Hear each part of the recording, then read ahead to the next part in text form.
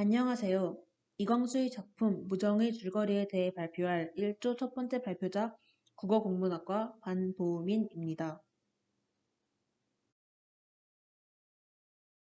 저는 소설의 전개 방식에 따라 발단, 전개, 위기, 절정, 결말의 순서대로 발표하겠습니다.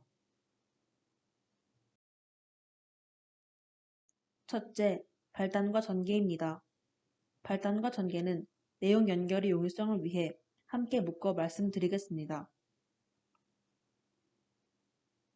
이 형식은 영어 개인 교수를 하던 김선영에게서 사랑의 감정을 얼핏 느끼게 되는데 그 와중에 옛 은사의 딸 박영채가 그를 만나러 옵니다. 박영채는 형식이 어렸을 때 부모를 여의고 이리저리 떠돌아다닐 때 형식을 친아들처럼 돌보아 주던 박진사의 딸이었는데요. 영채도 친오빠처럼 형식을 따랐고 형식도 친동생처럼 영채를 사랑했습니다. 그러던 와중 사상범이라는 죄목으로 아버지와 오빠들이 감옥에 갇히자 이들을 구하기 위해 영채는 스스로 기생이 됩니다.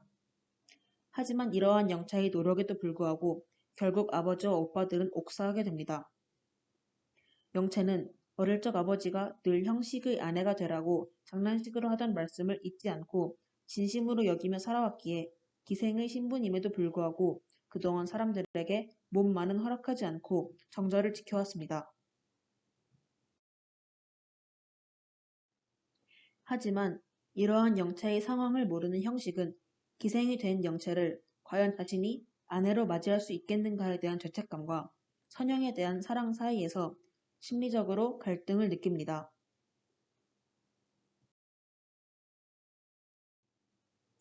둘째, 위기입니다. 형식의 직장 경성학교의 학감 배명식이라는 선생은 주색에 빠져 교육자랍지 못한 모습을 보였고 이에 반발한 3, 4학년 학생들은 동맹휴학을 결심하게 됩니다. 하지만 배학감은 이러한 학생들의 행위를 평소 자신과 사이가 좋지 않았던 이 형식이 배후에서 학생들을 조종한 것이라 여겨 형식과 갈등을 빚습니다.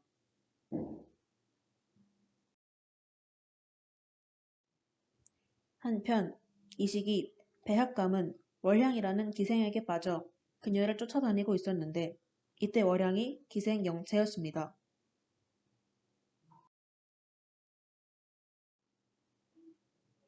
배학감의 모략에 빠진 영채는 배학감에 의해 순결을 잃게 되자 정절을 지키지 못했다는 죄책감으로 유서를 남기고 자취를 감추고 형식은 영채를 찾기 위해 평양까지 따라가지만 결국 그녀를 찾지 못하게 됩니다. 셋째, 절정입니다. 영채는 대동강에 빠져 죽기 위해 평양으로 가던 기차 안에서 우연히 일본 유학에서 돌아온 병욱을 만납니다.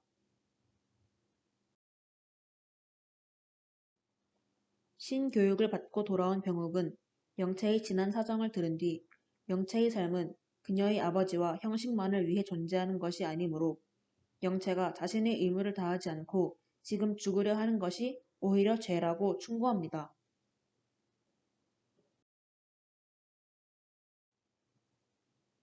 그 말에 감동한 영채도 병욱의 권고에 따라 자살을 단념하고 병욱의 고향에서 그녀의 가족과 함께 지내게 됩니다. 이 과정에서 영채는 병욱과도 아주 정이 들었고 병욱의 가족들과도 정이 들어 병욱의 집에서는 두 사람을 함께 일본 유학을 시키기로 결정합니다.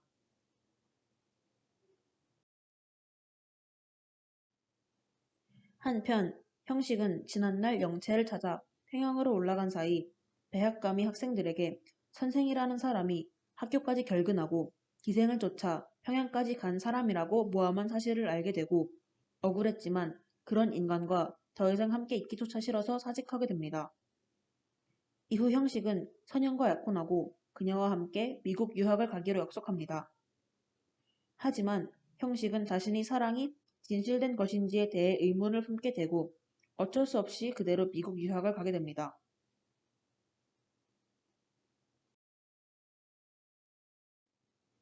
이때 우연히 일본 유학길에 오른 영채와 병욱 그리고 미국 유학길에 오른 형식과 선영은 한 기차에서 만나게 됩니다.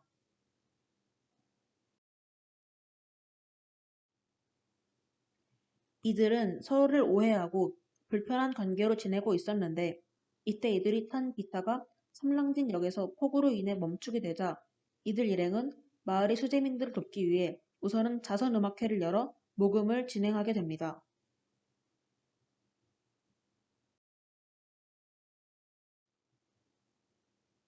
마지막으로 결말입니다. 이들 네 사람은 각기 다른 감정 속에 있으면서도 음악회를 여는 과정에서 서로를 진심으로 이해하게 됩니다. 음악회가 끝난 후 이들은 토론 끝에 자신들이 나라를 구하기 위하여 해야 할 일, 즉 열심히 공부하여 사람들을 가르쳐야 한다는 민족의식을 자각하게 되고 장차 조국에 이바지할 것을 다짐하며 유학의 길을 떠나게 됩니다.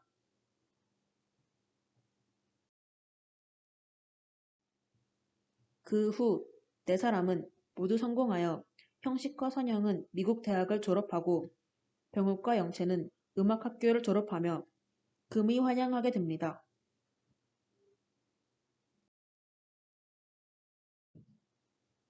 지금까지 무정의 줄거리 소개 부분 발표를 맡은 국어국문학과 반보우민이었습니다. 들어주셔서 감사합니다.